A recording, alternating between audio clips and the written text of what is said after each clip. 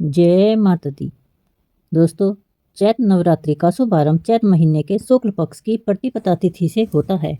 प्रतिपदा तिथि में कलश स्थापना करने के साथ ही माँ दुर्गे के आह्वान किया जाता है और स्थापना करने के साथ साथ 9 दिनों के व्रत पूजन का शुभारंभ होता है। चैत्र नवरात्रि के 9 दिनों में माँ दुर्गा के 9 रूपों की विधि विधान से पूजा की जाती है। उनके मंत्रों का जाप और श्री दुर्गा सप्तशती का पाठ भी किया जाता है।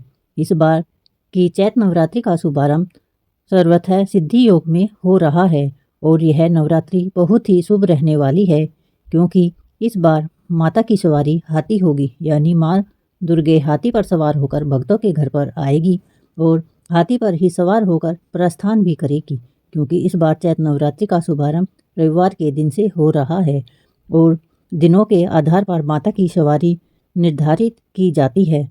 हाथी पर सवार होकर आना यह बहुत ही शुभ संकेत देने वाला है। इसलिए जो भी भक्त माता रानी की कृपा प्राप्त करना चाहता है या किसी मनोकामना की पूर्ति करना चाहता है, वह नवरात्रि की पूजा और उपवास अवश्य करे। उन्हें इस शुभ संयोग में माँ भगवती को मनाने का प्रयास अवश्य करना चाहिए। आपको बताते हैं इस बार नवरात्रि की शुरुआत कब होगी, नवरात्रि का समापन कब होगा, कलश स्थापना का शुभ मुहूर्त क्या रहेगा और कलश विसर्जन किस दिन किया जाएगा। इस बार नवरात्रि की तिथि के घटक के कारण 2 नवरात्रों के व्रत एक ही दिन पड़ रहे हैं। तो यह कौन कौन से दिन होंगे, आपको अष्टमी और नवमी का पूजन किस दिन करना चाहिए, आपको बताते हैं। प्यारे भक्तों, इस बार 29 मार्च को चैत्र अमावस्या के दिन साल का पहला सूर्य ग्रहण भी लगेगा और ठीक अगले दिन ही नवरात्रि की शुरुआत भी हो जाती है। ऐसे में नवरात्रि से एक दिन पहले लगने वाले सूर्य ग्रहण को भले ही हमारे देश में देखा नहीं जा सकेगा, क्योंकि यह आंशिक सूर्य ग्रहण होगा, फिर भी आप नवरात्रि से जुड़ी हुई जो भी पूजन सामग्री है या मंदिर में आप गंगा जल छिड़क कर शुद्ध अवश्य कर लें, उसके बाद ही पूजा की तैयारी प्रारंभ करें। इस बार चैत्र नवरात्रि का शुभारंभ होगा 30 मार्च दिन रविवार और चैत्र नवरात्रि पर समाप्त होगा 6 अप्रैल दिन रविवार को, यानी रविवार के दिन से ही नवरात्रे प्रारंभ होंगे और रविवार को ही समाप्त होंगे।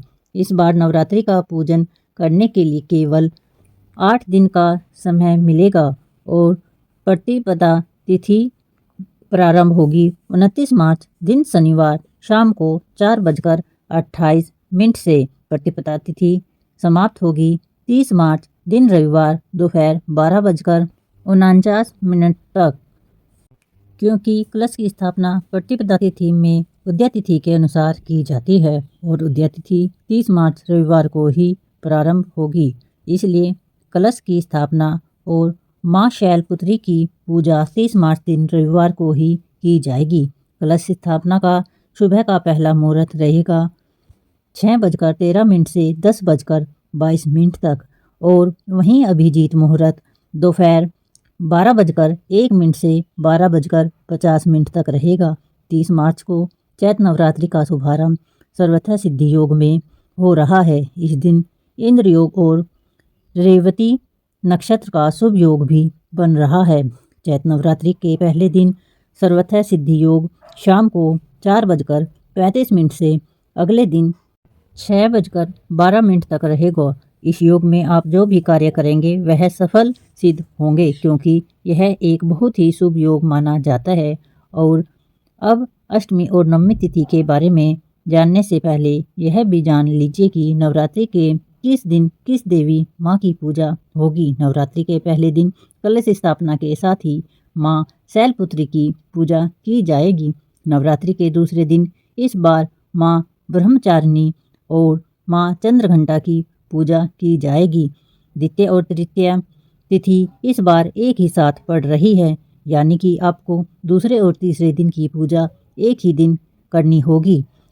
श्री दुर्गा सप्तशती के दूसरे और तीसरे दिन के जो भी पाठ हैं वह भी आपको एक ही दिन में करने होंगे और 31 मार्च सोमवार को माँ ब्रह्मचारिणी और माँ चंद्रघंटा की पूजा की जाएगी।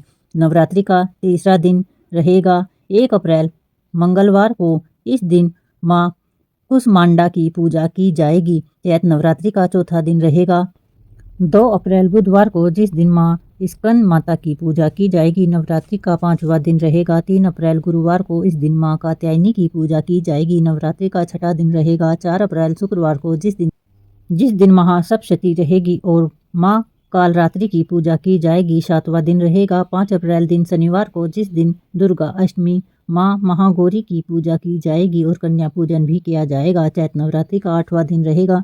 6 अप्रैल दिन रविवार को जिस दिन महानवमी की पूजा और कन्या पूजन एक साथ ही किया जाएगा, नवरात्रि का व्रत समापन इस दिन हो जाएगा और चैत्र नवरात्रि का 9वां दिन रहेगा। 7 अप्रैल दिन सोमवार को जिस दिन नवरात्रि व्रत का पारण और कलश विसर्जन किया जाएगा। इस बार दुर्गा अष्टमी यानी अष्टमी तिथि 5 अप्रैल दिन शनिवार को और रामनवमी यानी दुर्गा नवमी की तिथि 6 अप्रैल दिन रविवार को रहेगी। यह थी नवरात्रि तिथि से जुड़ी हुई जानकारी। प्यारे भक्तों, आप सभी को चैत्र नवरात्रि की ढेरों शुभकामनाएं। चैत्र नवरात्रि के दिन से ही हमारे हिंदू नववर्ष का प्रारंभ हो जाता है, इसीलिए आपको हिंदू नववर्ष की भी ढेरों शुभकामनाएं। दोस्तों, अगर आपको वीडियो अच्छी लगी हो तो वीडियो को लाइक करें, शेयर करें और चैनल को सब्सक्राइब जरूर करें और अपना एक प्यारा सा कमेंट जरूर लिखें। धन्यवाद।